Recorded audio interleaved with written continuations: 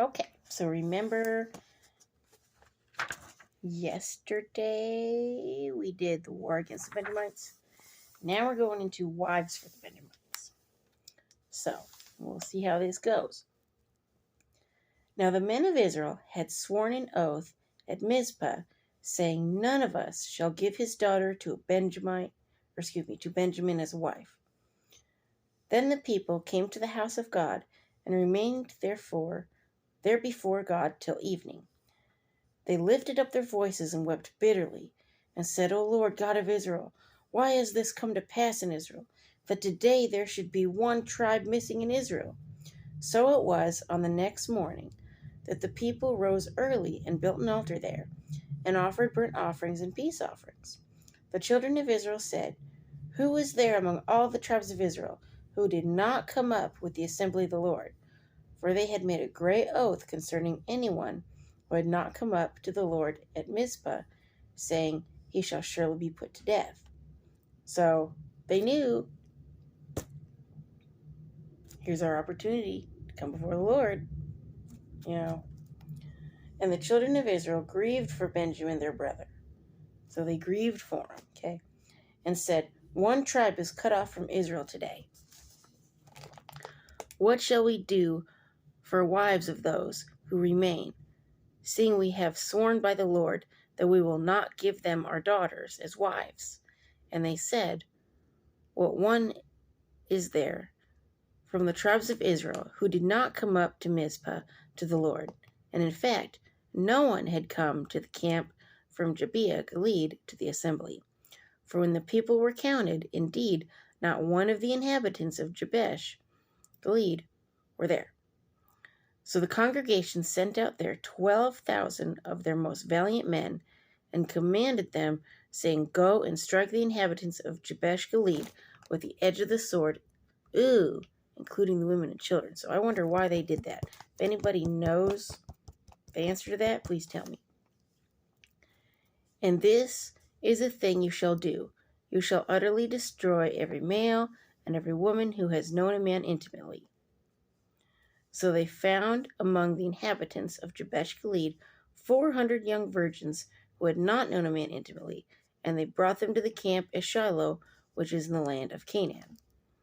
Then the whole congregation sent word to the children of Benjamin, who were at the rock of Rimmon, and announced peace to them. So Benjamin came back at that time, and they gave them the women whom they had saved alive of the women of Jabesh Gilead, and yet they had not found enough for them. So, see, now here's more problems. "And the people grieved for Benjamin, because the Lord had made a void in the tribes of Israel. Then the elders of the congregation said, 'What shall we do for wives for those who remain, since the women of Benjamin have been destroyed?' And they said, 'There must be an inheritance for the survivors of Benjamin, that a tribe may not be destroyed from Israel. However, we cannot give them wives from our daughters, for the children of Israel have sworn an oath, saying, "Cursed be the one who gives a wife to Benjamin." So now what do they do? What do they do now? Then they said, "In fact, there is a yearly feast of the Lord in Shiloh, which is north of Bethel, on the east side of the highway that goes up from Bethel to Shechem and south of Lebonah." Therefore they instructed the children of Benjamin, saying, "Go lie in wait in the vineyard and watch. And just when the daughters of Shiloh came out to perform their dances, then come out from the vineyards, and every man catch a wife for himself from the daughters of Shiloh. Then go to the land of Benjamin." Now, some people see that as kidnapping. I know there are some cultures that, it's not actual kidnapping. The families and everybody already know beforehand this is going to happen, and the guys go and it's like a mock kidnappery. So I don't know if it was an actual or a mock in this situation, depending on the culture. Again, if anybody knows, let me know. Then it shall be when their fathers or their brothers come out to us to complain, maybe it is real, that we will say to them, "Be kind to them for our sakes, because we did not take a wife for any of them in the war. For it is not as though you have given the women to them at this time, making yourselves guilty of your oath. And the children of Benjamin did so. They took enough wives for their number from those who danced, whom they caught. Then they went and returned to their inheritance, and they rebuilt the cities and dwelt in them. So the children of Israel departed from there at that time, every man to his tribe and family. They went out from there, every man to his inheritance.